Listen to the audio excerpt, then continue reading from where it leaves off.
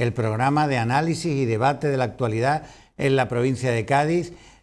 Hoy están con nosotros Manolo Gómez de la Torre, Emilio de la Cruz, Enrique Montiel y Rafael Garófano.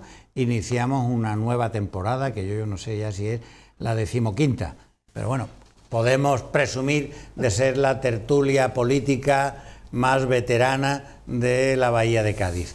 Le planteamos a nuestros invitados como primer elemento de debate del día de hoy la polémica sostenida durante las últimas semanas en la ciudad de Cádiz a cuenta de las presuntas o posibles o reales restricciones en el número de plazas de aparcamiento en la ciudad.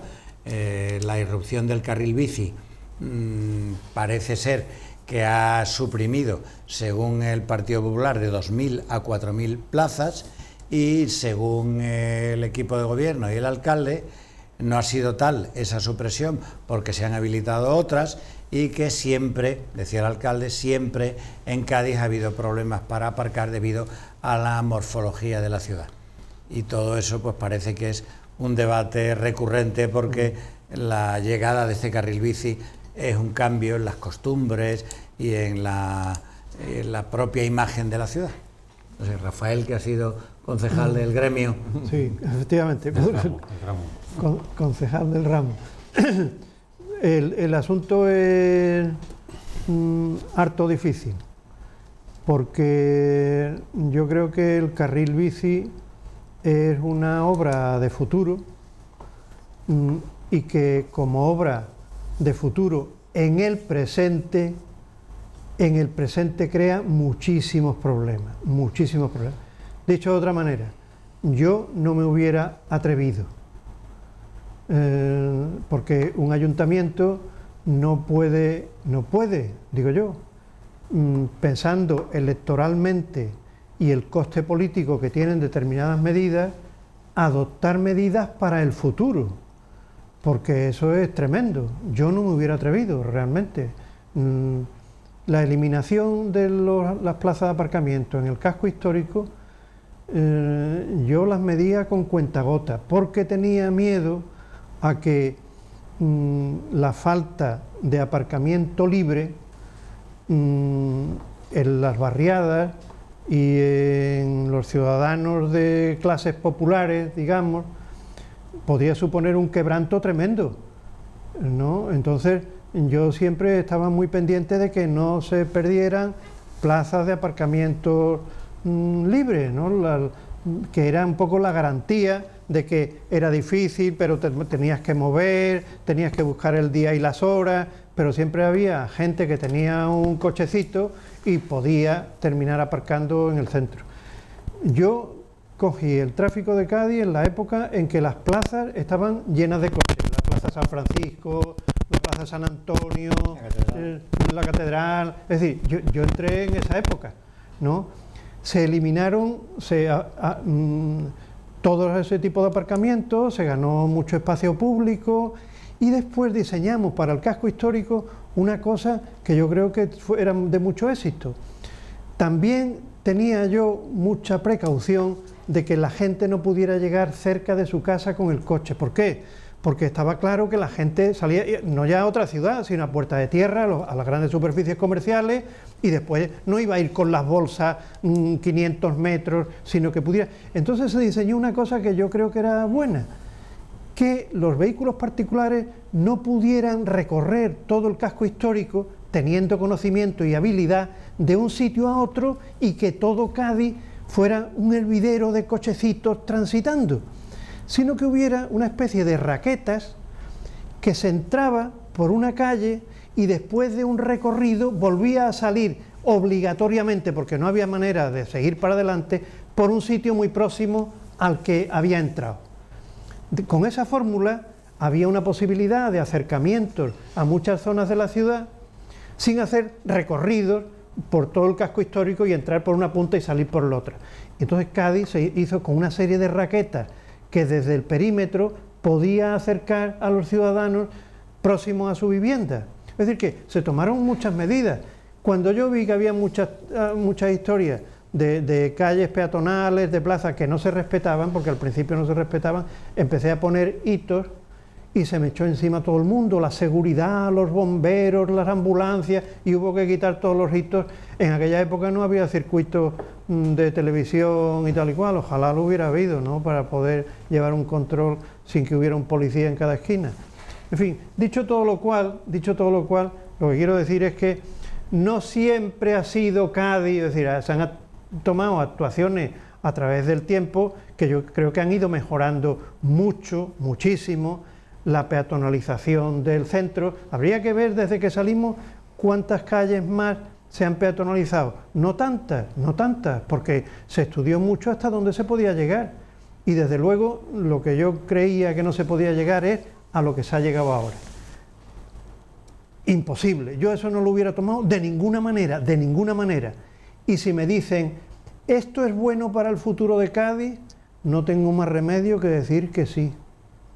Pero puede haber un coste en la dificultad de la vida cotidiana, por una parte, y en la crítica política al ayuntamiento que puede durar 10 años. 10 años. Porque hay que cambiar los modos de vida. Y cuando el joven llegue a la edad de dejar la bicicleta, pues llegue a la edad de que las bicicletas no se dejan y se sigue con 40, 50, 60, 70 y 80 años yendo en bicicleta, como vemos en otros países. Y en otras ciudades, islas, donde la dificultad para entrar con el vehículo es absoluta, es decir, no entra nadie con vehículo propio, no entra nadie, y los de dentro tienen una zona muy restringida.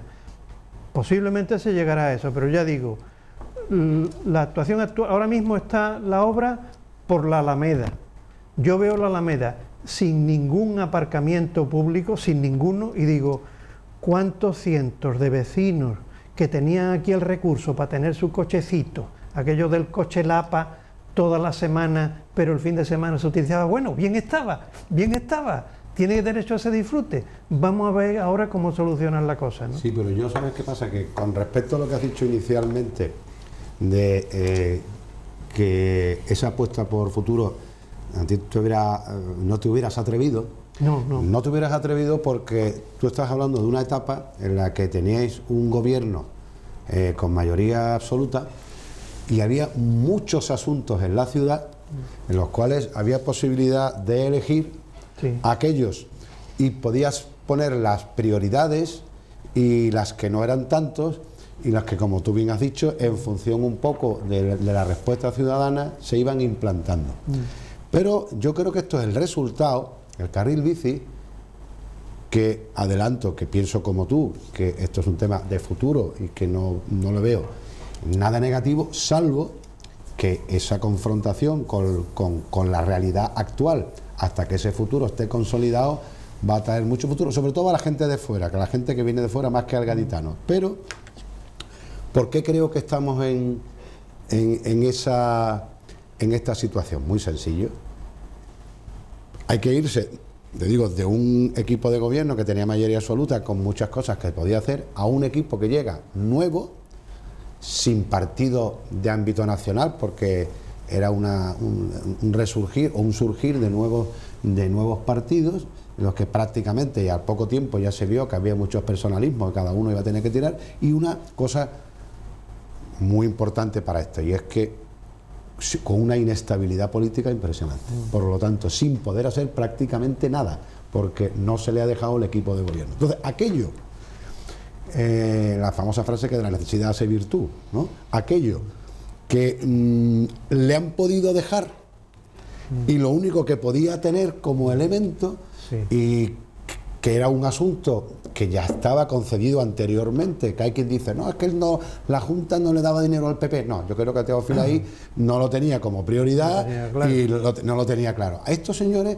no tenían otra cosa que vender. Daos cuenta que esto es un tema que, aunque ya en esta legislatura se siga sufriendo, entre comillas, las incomodidades que tú dices, pero no deja de ser algo de la legislatura anterior. Entonces han tenido que seguir por ese camino porque era lo único realmente que tenían que vender. Si a lo mejor ahora tuvieran una estabilidad, vamos a ver si continuaban las obras o reunificaban y tal. A lo mejor ahora Ya si el PSOE cambia de actitud y le da una estabilidad de gobierno, posiblemente sacarán otra serie de cosas, porque una ciudad no puede estar viviendo en el ámbito político exclusivamente de una sola actividad.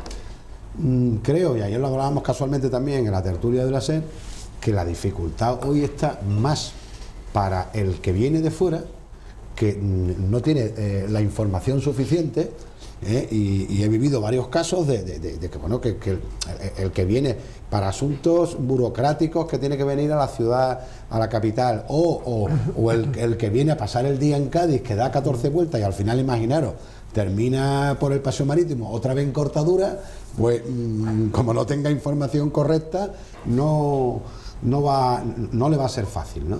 Por lo tanto, creo que ese impulso hacia el futuro no ha sido tanto en pensar en el futuro, sino tengo algo que vender al ciudadano y bueno, las dificultades van a quedar por el camino por ese tipo de decisiones. Pues yo te digo una cosa, Emilio, no es serio decir que el carril bici le ha quitado a Cádiz 2.000 o 4.000. Eso que 2.000 o 4.000 que son. Es que no lo entiendo. O sea, hay cosas que no entiendo. Tampoco me parece de recibo lo que ha dicho la parte contraria, ¿no? Podría haber dicho, no le hemos quitado 4.000, al contrario, le hemos dado 3.000 más. Si yo cambio plaza de aparcamiento en el Campo del Sur o en la Alameda o tal, por puntales. O sea, tú te vas a puntales o te vas... y después viene a Cádiz. Eso no es serio. Tampoco es serio el que venir a Cádiz, una persona que viene a Cádiz al comercio, a un restaurante y tal, le cueste de 8 a 10 euros un aparcamiento subterráneo. Es lo que cuesta, de 8 a 10 euros. Eso es algunos. Hay otros que ya se han puesto mucho más baratos. Lo que pasa es que falta información y uso del propio vehículo. Claro. Eso que quede, digamos, puesto allí en el escaparate para que no se olvide. Lo que dice Rafael, aquí lo que se sabe es que Cádiz tiende a la peatonalización, porque es que eso es progresista. Sí. Lo que es regresista es lo contrario.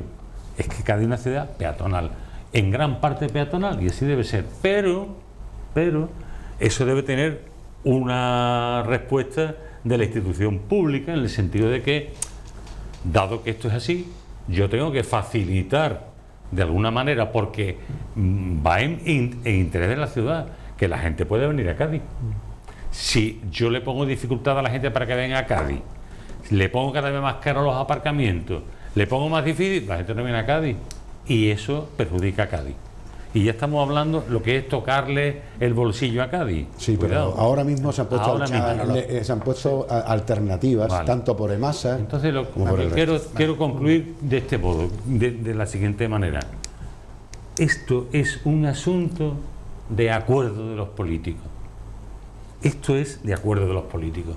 O sea, el ayuntamiento, la corporación, todos los políticos, todos los representantes de la ciudad deben llegar a un acuerdo único sobre este problema, porque es un problema que afecta a la totalidad. Afecta a la totalidad. Entonces, ya se va tarde, se va tarde, porque ya el conflicto está creado.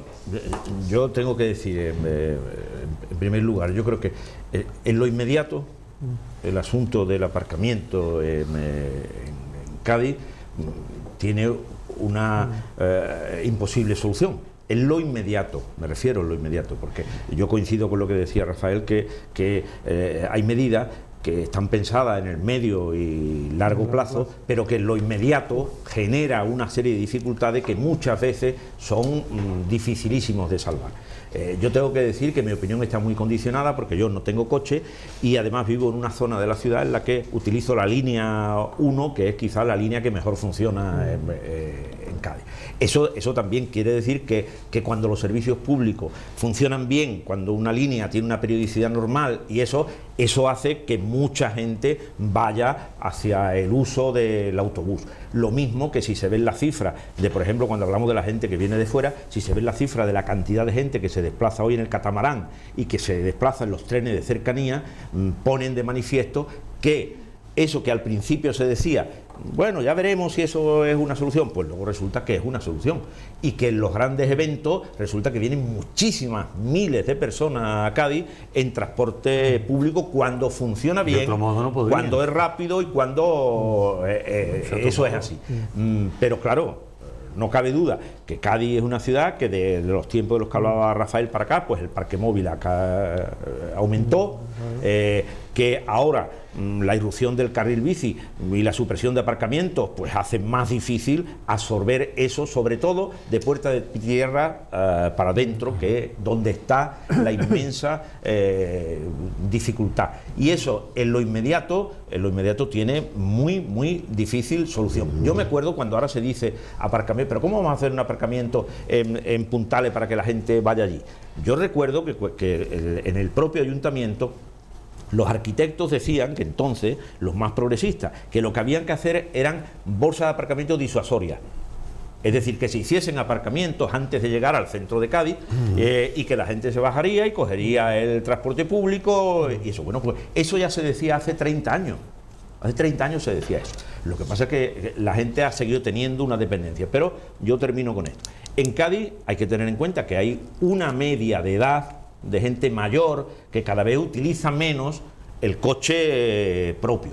Y entre la juventud se está dando el caso de la crisis que hoy tienen las academias de conducir, que los jóvenes están optando por soluciones alternativas a la de el coche en muchos casos. Pero con todo, igual que hubo dificultades para absorber los coches que aparcaban antes en San Juan de Dios, en San Francisco o en la Catedral, pues ahora va a haber un periodo de tiempo que vamos a ver lo que dura, para solucionar en lo inmediato el tema del aparcamiento. Y yo creo que ahí va a tener mucho que ver los pliegos que se hagan para el transporte público, cómo va a funcionar, para ver si se tiene en cuenta el tema de los estudiantes, si se tiene en cuenta que hay líneas que funcionan muy mal, que bueno, pues todo eso son medidas que el ayuntamiento tendrá que tener y poner hoy como prioritaria para que la dificultad que está creando ahora mismo lo del carril bici, pues sea una dificultad más llevadera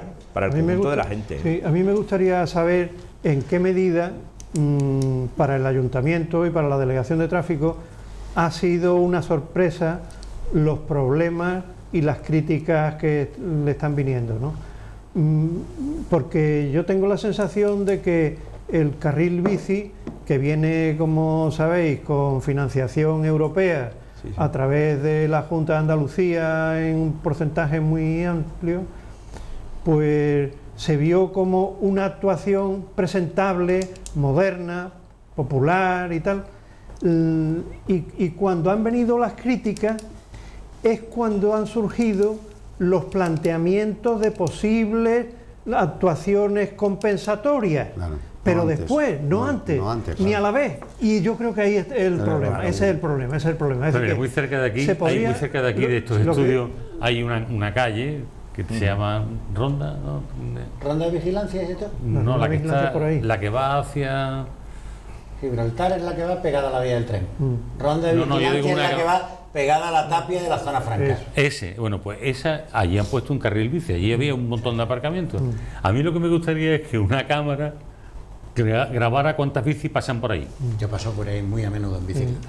Bueno, de menudo no hablemos ahora que estamos mal ahora. No, lo que quería comentar es que el carril bici, eso de 1.000 o 2.000 coches, o 4.000, es que con el carril bici se podía saber con una duda de 10 arriba o 10 abajo. ¿Cuántas plazas ha quitado? ¿Cuántas plazas ha quitado de forma correcta? Claro. Y una vez eso establecido, ¿cuál es la alternativa? Hablar de alternativas para cuando esto suceda, ¿no?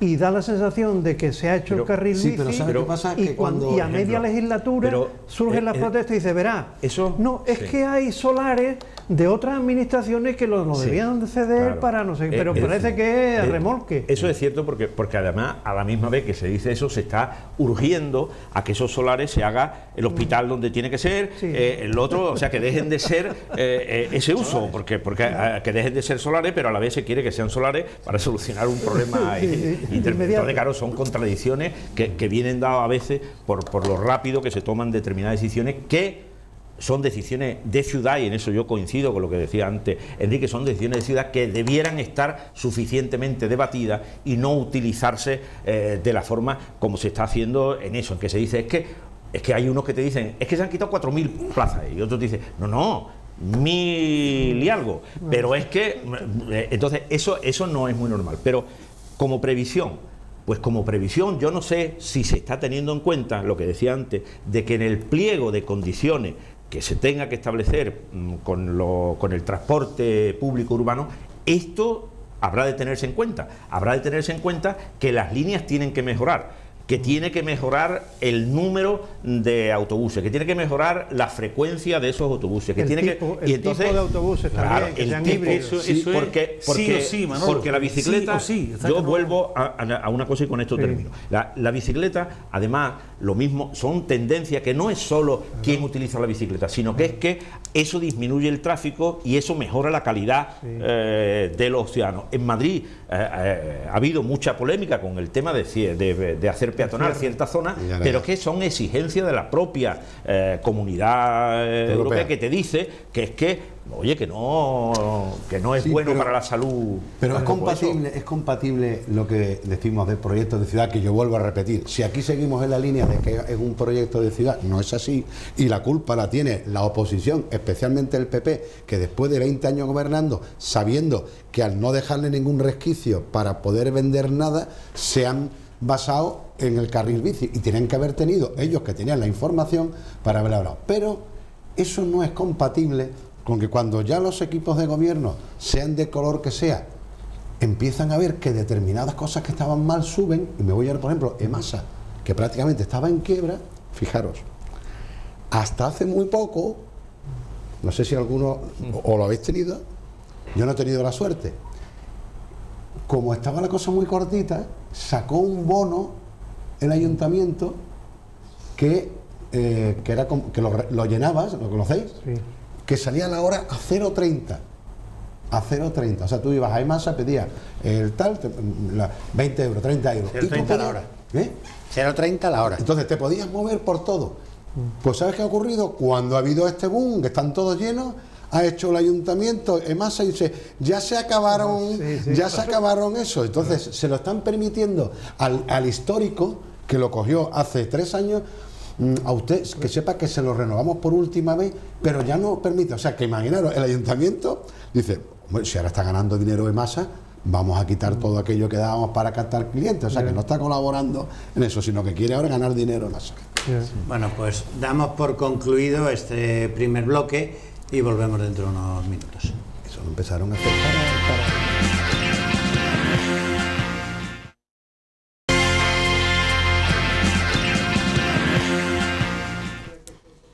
Seguimos en el Café del Correo. Recordamos que están hoy con nosotros Rafael Garófano, Enrique Montiel, Emilio de la Cruz, Manolo Gómez de la Torre. Hemos hablado en el primer bloque de carril bici, aparcamientos. Vamos a hablar de política nacional. Quería plantearle a nuestros invitados la convocatoria de unas nuevas elecciones después del fracaso de la investidura en el mes de julio por parte de Pedro Sánchez y del fracaso de las conversaciones mantenidas entre los partidos políticos a lo largo del mes de septiembre, que han concluido con que el rey ha descartado la posibilidad de proponer a otro candidato, y el lunes 23 empieza a contar el reloj para que el 10 de noviembre vuelva a haber elecciones. Enrique. Bueno, pues la verdad, el tema es de lo más amplio, ¿no? De lo más amplio. Sí. Pero bueno, vamos a acotar, me imagino que cada uno dirá, completaremos el cuadro en lo posible, ¿no? Yo he visto que ha habido mucha gente callada ante lo que podría ser el llamado gobierno de cooperación, que antes fue de coalición. Es decir, yo creo que hay muchísima gente, no solamente lo que se llama la derecha o el centro, sino también sectores empresariales, profesionales, veían un gobierno de PSOE, Unidas Podemos, verdadero, lo veían como, le daba escalofrío, y y si no lo han dicho es porque la gente es cobarde y no dice lo que piensa. Ese gobierno daba escalofrío, y dentro del PSOE también. Es decir, a muchos socialistas, esto, del sector más templado, más socialdemócrata, esto le daba repelús. Y Pedro Sánchez ha actuado con el conocimiento exacto de esta realidad. Entonces, si cierra el paso a un gobierno, le llaman el gobierno Frankenstein, que era el gobierno de Unidas Podemos, más los separatistas, más los nacionalistas vascos y más Bildu, que es todo lo que necesitaba sumar para hacer una mayoría. Bueno, entonces lo que quedaba, que era Ciudadanos o Ciudadanos más PP. Y esta gente, ni Ciudadanos ni PP, querían prestarse a ayudar a Sánchez a tener un gobierno. Es decir, la situación de bloqueo que se le achacan a unos y a otros realmente salen del resultado electoral. Es que los españoles votamos así, y al votar así hemos transferido a los políticos una responsabilidad para que hagan posible algo que los españoles no han votado. Es que no lo han votado. Entonces, ante este hecho, y dada la posición maximalista de Unidas Podemos, ¿qué ha hecho Pedro Sánchez y el rey? Bueno, es que no pueden hacer otra cosa, por repetir. Esto es como tantas cosas en España, se llama paciencia y barajar. Entonces ahora vamos a votar otra vez, a ver cómo votamos los españoles, a ver cómo votamos. Si vamos a darle más votos al PSOE, si vamos a quitarle votos a otros, vamos a hacer más posible algún tipo de encuentro, porque es que ya Unidas Podemos, es decir, Pablo Iglesias ha dicho, esta vez no acepto vetos, esta vez, si quieres pactar conmigo, yo al gobierno de vicepresidente. Es que lo ha dicho ya. Entonces, ¿qué es lo que queda aquí? El planteamiento es que son todas las cañas se han vuelto lanzas, ¿eh? Y esto va a ser muy complicado. Claro, hay que decir a continuación lo siguiente, pero es que lo que nos viene encima es muy duro. El Brexit sin acuerdo, el resultado del fallo del Tribunal Supremo para los golpistas catalanes, ¿no? En cierto modo, lo que eso va a traer de insurgencia y de dificultades, la crisis económica que se está alarmando, que está ya más que alarmada. Es decir, lo que viene es otro huracán de esto que ha asolado el litoral mediterráneo, pero va a asolar toda la península. Es un huracán político. Pero yo lo veo muy complicado. Era un escenario previsto. Yo voy a volver a mi misma tesis, que soy muy pesado, pero lo dije en su día, que yo creía que Pedro Sánchez se tenía muy bien estudiado en su momento la ley electoral, los tiempos, cuando empezó con la moción a Rajoy, porque él lo que quiere ser es presidente de gobierno. Pero tendría que estar algún tiempo de presidente, porque para ser expresidente no lo puede hacer, lo puede ser oficialmente, pero no pasa mañana. Si nos damos cuenta de las 4 elecciones que llevamos prácticamente con gobiernos de una manera absolutamente frívola. ¿Qué ha ocurrido en el resto? Por lo tanto, él sigue su cometido y no ha hecho más que lo que para mí creo que quería hacer, que es permanecer en el poder, y en su momento, pues bueno, ya estará en otra situación, que será para escribir libros, para viajar y para seguir viviendo como viven los expresidentes. En ese periodo, el resto ha tenido un comportamiento que estas son unas elecciones de reflexión de todos.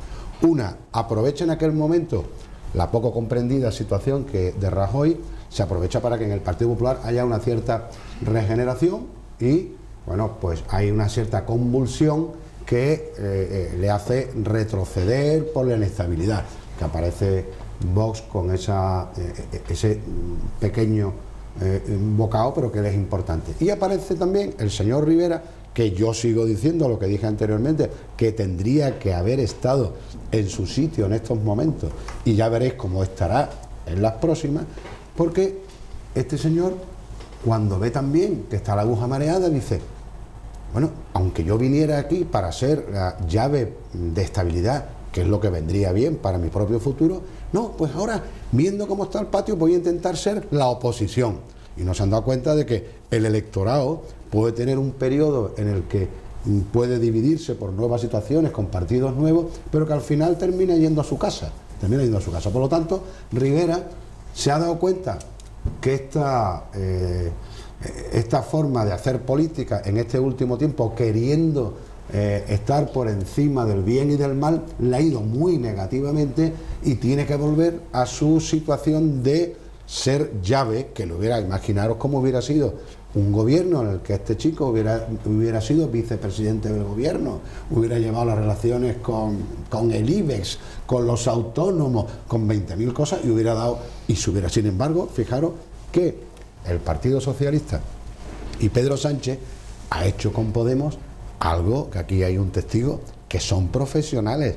Le hicieron la vida imposible a Izquierda Unida, pero son profesionales de hace muchos años de hacerlo. ¿Qué iban a hacer con Iglesias? Pues lo mismo. Por lo tanto, yo creo que lo que yo considero que es la ambición de Pedro Sánchez lo ha hecho muy bien, porque ha desgastado muchísimo a todos, y ahora esa reflexión que va a tener cada uno, que para mí va a salir muy reforzado. Pablo Casado, que ha estado muy tranquilo, poco desde la barrera viendo los toros, se va a acabar ya. Eso sí, le van a quitar el argumentario a Pedro Sánchez de las derechas, porque ya sabéis. Ciudadanos hablan más de Ciudadanos. Que vos no es el coco. Bueno, y Ciudadanos. ¿Ciudadanos qué? Venga. Bueno, Oye, ¿y si el general se queda sin escaño? ¿Se retira el Pazo de Meirás? No creo. Ciudadanos tiene un problema añadido. Va a tener un problema añadido. Y es que ha cogido todos los vicios malos de los partidos. Ya algún día hablaremos de Cádiz Ciudadano, porque esto es un desastre. Ya sabéis que al propio candidato de Cádiz terminando, si no le da tiempo a los demás. Y como me ha pedido que hable más de Ciudadanos, pues también después. Déjale a tu compadre tapatólogo. Vamos a ver. A lo largo de todo este tiempo se ha hablado mucho de Portugal.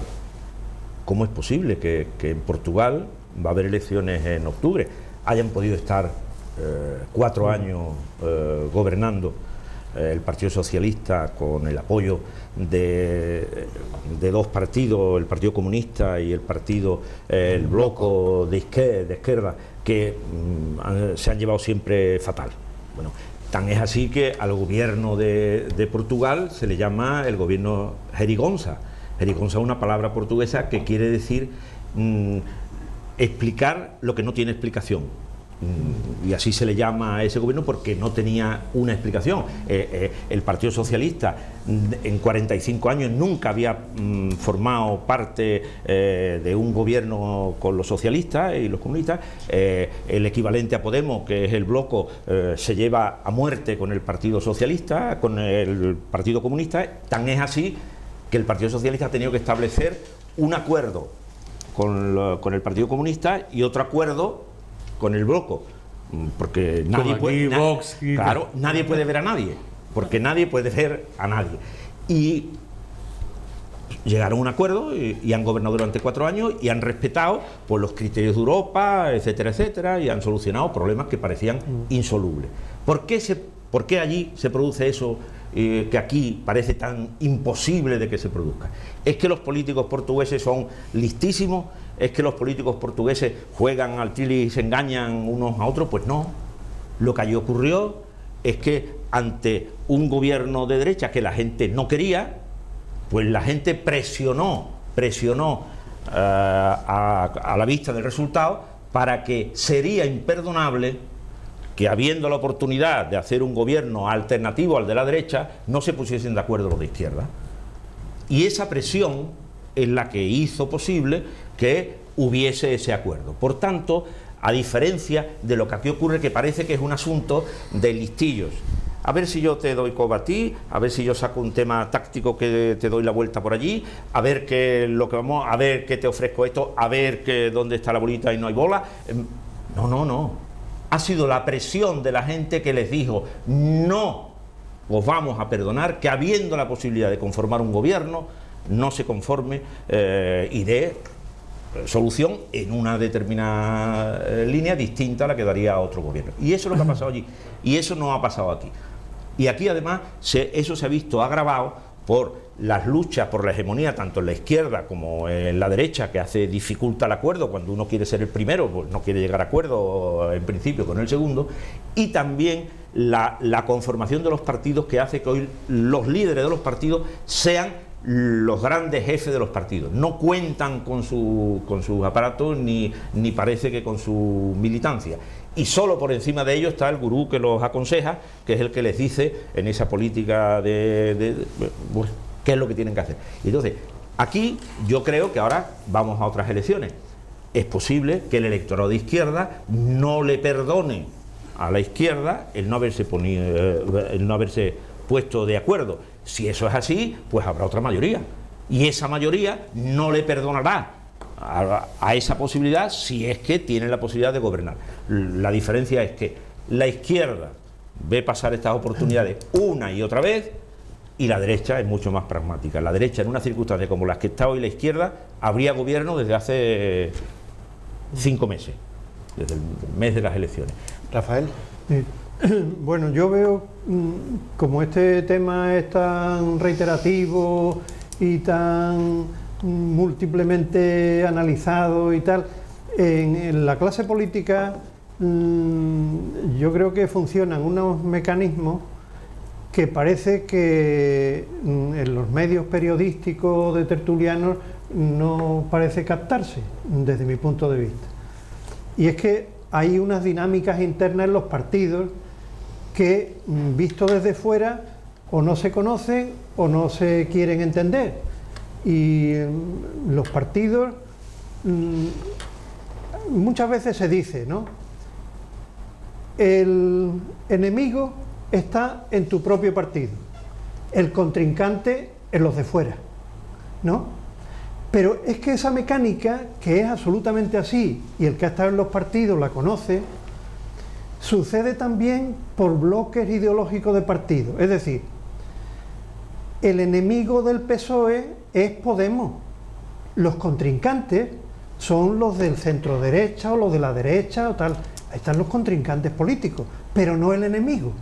El enemigo que va a crecer con tu decrecimiento, que era lo mismo que pasaba con el asunto Anguita. Y Anguita terminando apoyando al PP y a Aznar, porque su enemigo veía que podía ganarle terreno, ¿no? Y esto desde el mundo periodístico no se ve muchas veces en esta perspectiva, sino se ven como organizaciones, cada uno con un programa y mucho con asuntos caracteriológicos de los líderes. No, es que este líder no puede ver al otro. Yo creo que eso funciona muy poquito, sí, que funcionan otras dinámicas. A mí me parece que funcionan otras dinámicas. El resultado final, y visto desde la dinámica de los partidos, a mí me alegra que no se haya llegado a un acuerdo con Podemos desde el PSOE. Me alegra, y me alegra que haya nuevas elecciones. Bueno, un hombre sincero. Hay aquí un hombre sincero. Me alegra, yo lo he dicho de alguna manera también. Se parece a Guantanamera. Sí, un hombre sincero. Porque de donde crece la palma. Vengo con el refino puesto. Tenía ciertas expectativas hasta que Ciudadanos, que yo creo que ha sido el nudo gordiano de esta historia, es Ciudadanos. Sí. Estamos de acuerdo, más o menos, ¿no? Totalmente. Sí. Todo el mundo asiente. Ciudadanos, el nudo gordiano de esta historia. Y donde hay que enfocar la atención y el análisis para ver por qué Ciudadanos se convirtió en un partido imposible de acercamiento, de pactos, de acuerdos, de programa conjunto, de concesiones con el PSOE. Y antipático, ahí, Rafael. Un partido antipático. Claro, ahí ha levantado un muro. Y al levantar el muro, ha creado todavía de una forma más real y más cruda eso de el enemigo para Podemos es el PSOE y el enemigo para el PSOE es Podemos. Y entonces llega a una situación sin salida. Pero mira, Rafael, sin salida. A ver cómo ves tú esto. Podemos decían era el socio natural, ¿no? O preferente. Pero Podemos era el interlocutor de la otra parte, de Esquerra, de Junts per Catalunya, de los separatistas vascos, etcétera. Es decir, y era uno de los activos negociadores. Es que yo soy el que controla esta parte. Claro, pero el PSOE dice, tú eres el que negocia con los que yo no puedo negociar de ninguna manera, Ahí está. porque se me van los militantes. Y otra cosa, en términos de contratación, una vicepresidencia de 3 ministerios, ¿cuántos cargos o cuadros del PSOE se quedan en la calle? Un montón.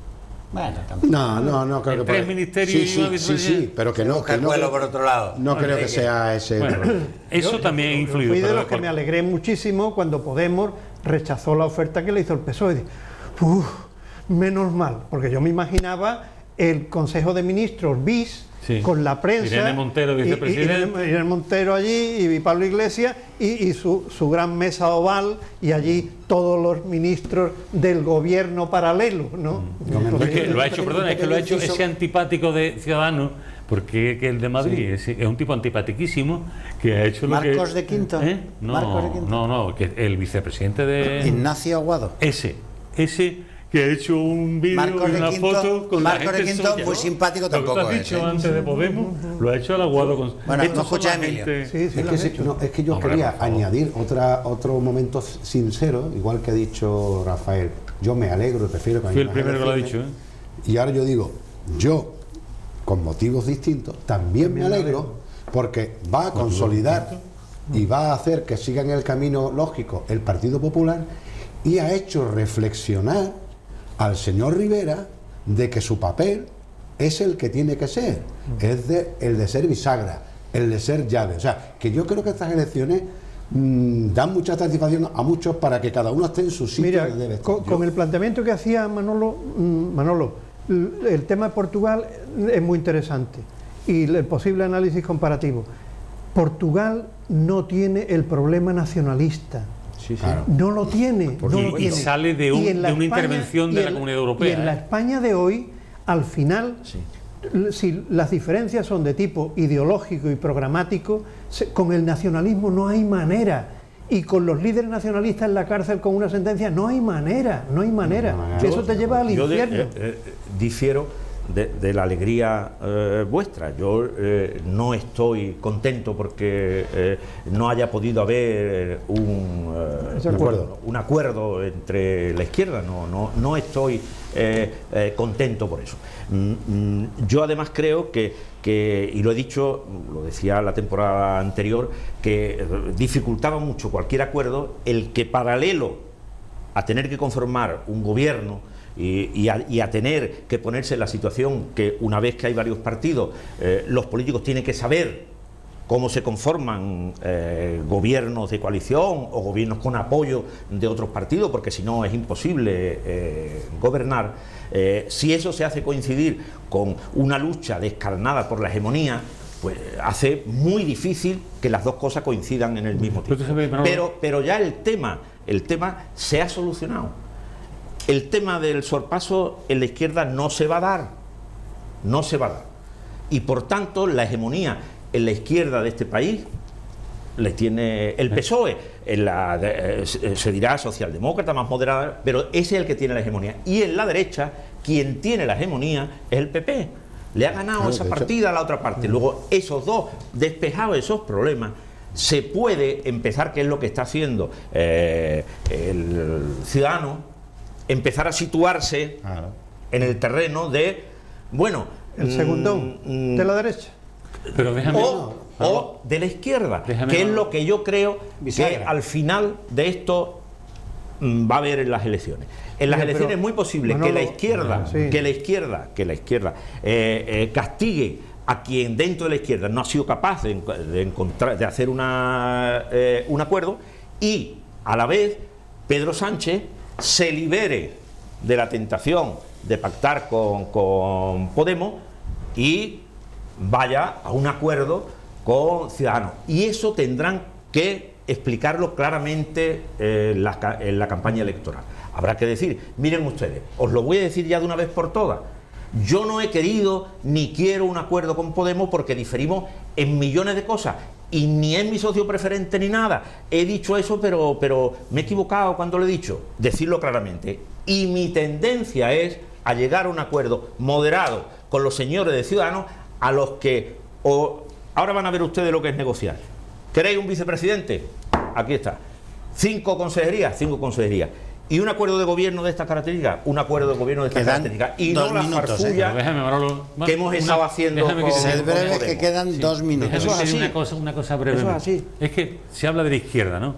Dice, hombre, es lo mismo el PSOE que el neocomunismo populista de Podemos o la izquierda separatista. La noche de las elecciones había militantes del Partido Socialista, porque el Partido Socialista no es porque lo llevaban escrito que eran militantes. O sea que tú piensas que todo el electorado y todos los militantes del Partido Socialista están en una dirección. Yo lo que pienso es que no se puede llamar izquierda a todo el mundo. Yo te digo que no. Todo el mundo no es izquierda. Yo te digo que todo el mundo no es la izquierda. En el Partido Socialista hay gente no es lo mismo el que se siente defraudado. populista que la socialdemocracia. Bueno, pues, eso es la izquierda. 4 millones y pico de votos tiene. No, pero yo en el PSOE hay cientos, miles de militantes que cuando escuchan a la militancia y a los líderes de Podemos hablar de la transición, ridiculizar el gobierno de la transición, lo que se ha hecho, el régimen del 79 y ese tipo de historias. Ponerte al viva en un asiento de presidente. Termina considerándolo el enemigo de tu trayectoria personal. Es decir, es que te está negando cualquier valor a la actividad que el PSOE, que no son una sigla, son esta persona y esta en este municipio, en esta diputación, en este gobierno, está negando ese... ¿Y por qué le ofrecieron la vicepresidencia y los ministerios? De mentirijilla. Es decir, vaya engaño. Que no, yo creo que sería simplificar, creer que Podemos es un programa político y una ideología. No, son muchas cosas. Claro. Es una actitud ante el periodo de la historia española inmediata, y de eso le lleva a mirar al PSOE, a sus militantes, a su labor, y entonces entra lo personal y dice, no, mira, hasta aquí hemos llegado. Es decir, hay cosas que yo creo que somos miles los militantes del PSOE que nos duele porque nos niega nuestra... Yo mismo, Rafael, tenemos que terminar. Yo me he sentido muchas veces como militante de un partido como el Partido Comunista, muy vilipendiado por las declaraciones que hace eso. Pero no estamos hablando de eso, estamos hablando de que en determinados momentos la posibilidad, porque según esto jamás podrá haber en España un gobierno de centro-izquierda, no lo podrá haber. Y yo me niego a eso. Departamento de dedicatorias. Bueno, una a mis buenos amigos Javier Benzala y José Manuel Pose, directivos de Unicaja, que nos siguen y nos van a seguir la nueva temporada. Estaban expectantes cuando empezábamos. A mandos intermedios por la organización del cuarto Premios Turísticos y Hostelería del Campo de Gibraltar, que va a ser el 25 en la línea, con una convocatoria muy importante de todo el sector de la zona. Y la tercera, que por ella no menos importante, la quiero compartir con mi querido amigo Enrique Montiel, que es a la familia de Luis Berenguer, y te cedo la palabra. Sí, bueno, es que el día 14 de septiembre se cumplieron 40 años de la muerte de, yo creo que el mejor escritor de San Fernando y de la provincia de Cádiz y de muchos más sitios, ¿no? Y entonces pues se me ocurrió que un homenaje fuera que le lleváramos una flor a su tumba. Y entonces fue la familia y fuimos escritores, amigos, como Emilio, que es amigo de una hija, bueno, de toda la familia, especialmente de Violeta, y fue una mañana bastante emotiva. Pusimos las flores y recordamos a un gran autor, a un gran escritor. Bueno, pues damos por concluido el Café del Correo de esta semana. Le agradecemos a Enrique Montiel, a Emilio de la Cruz, a Rafael Garófano y a Manolo Gómez de la Torre por sus opiniones y por sus comentarios. Les agradecemos a todos ustedes por habernos prestado atención y les convocamos para dentro de una semana en un nuevo Café del Correo.